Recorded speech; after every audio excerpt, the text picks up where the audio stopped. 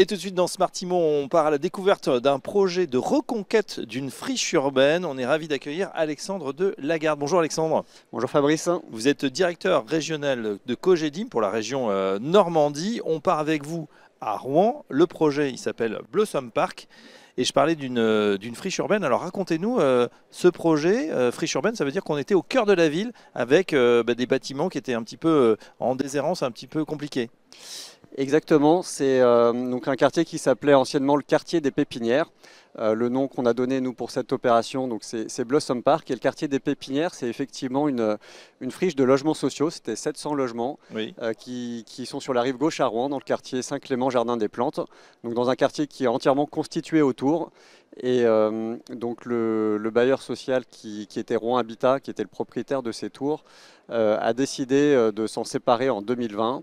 Suite à des incendies qui avaient eu lieu auparavant. Ils avaient vidé ces tours qui avaient été vidées en 2018 et donc aujourd'hui ces tours ont été démolies et on construit aujourd'hui l'avenir de ces tours, Voilà, l'avenir de ce quartier. une de mes questions parce que c'est vrai que des tours on peut les réhabiliter. Là le choix a été fait, vu peut-être la vétusté, de carrément les démolir et de recréer un quartier de toutes pièces.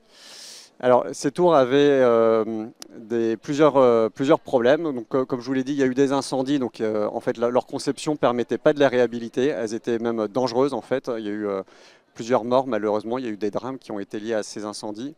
Et elles étaient extrêmement amiantées. Donc, on a eu des coûts de désamiantage aussi assez importants. Et donc, ce n'était pas possible de les réhabiliter. Et l'autre raison, c'est aussi qu'en termes de conception urbaine, on va dire que c'est une conception urbaine d'un autre temps. Elles ont été construites dans les années 70. Oui. Donc c'était des tours, il y avait 7 tours de logements sociaux, 700 logements au total, qui étaient assez hautes, 13 à 15 étages. Et alors que les quartiers autour sont assez différents. On est par exemple sur des petits bâtiments de 2 étages au nord du site, des bâtiments collectifs beaucoup plus hauts sur le sud du site. Et en fait, tout le travail qu'on a fait avec notre urbaniste et nos architectes, ça a été de faire de la couture urbaine pour Oui. mieux intégrer du coup le quartier qu'on réalise avec tout l'environnement qui existe autour du site. Très bien. 700 logements sociaux, combien va-t-il avoir? Est-ce qu'il va y avoir combien de nouveaux logements?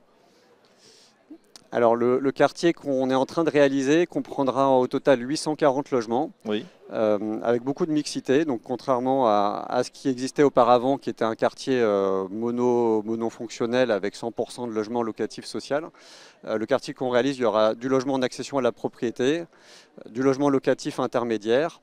Le bailleur social conserve 2 terrains sur lesquels il reconstitue du logement locatif social. Donc voilà, il y aura tout type de logement, ça s'adressera à toutes les populations. On aura également du logement en accession sociale. Et pour compléter ça, quelques locaux d'activité en rez-de-chaussée pour apporter de l'animation au quartier. Bien évidemment. Alors c'est vrai qu'on a pu consulter, on peut les voir sur Internet d'ailleurs, déjà les plans en 3D, les animations. On est frappé par le côté vert. On a l'impression qu'on a récupéré de la nature en ville.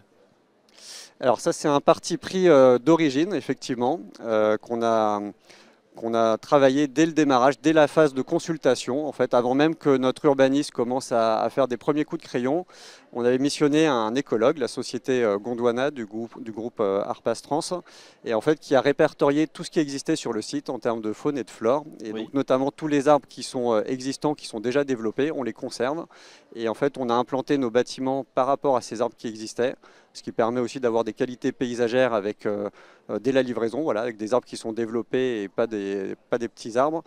Et donc on a conçu, en fait, on a un grand parc d'1 hectare qui traverse tout le quartier, tout le terrain, d'est en ouest, et avec des bâtiments de logement qui donnent de part et d'autre sur le parc.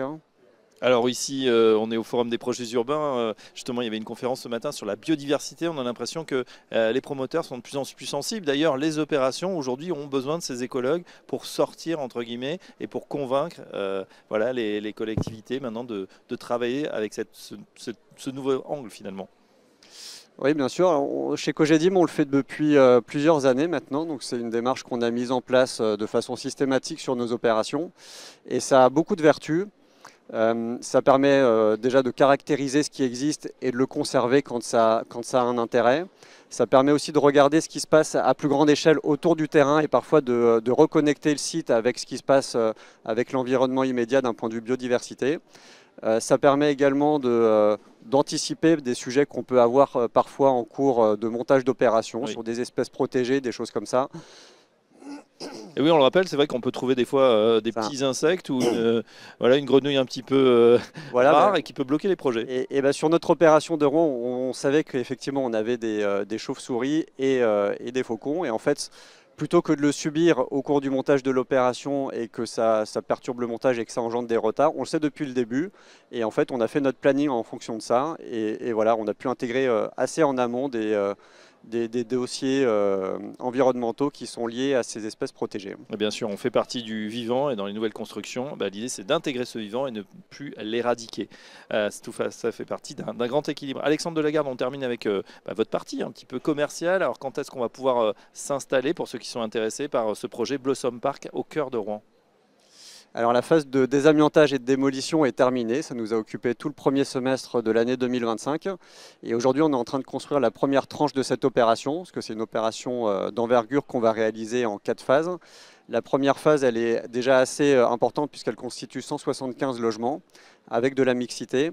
Donc la livraison de la première phase est prévue pour 2027 avec une première partie du parc et la livraison totale du quartier est prévue pour 2030-2031.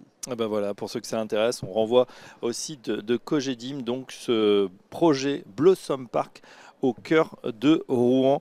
Voilà, sur une friche, un bel exemple voilà, de reconstruction, démolition, reconstruction en préservant, on l'a dit, la nature et la biodiversité. Un grand merci Alexandre Delagarde. Je rappelle que vous êtes directeur régional de Cogedim Normandie et on vous dit à très bientôt sur Smart Imo.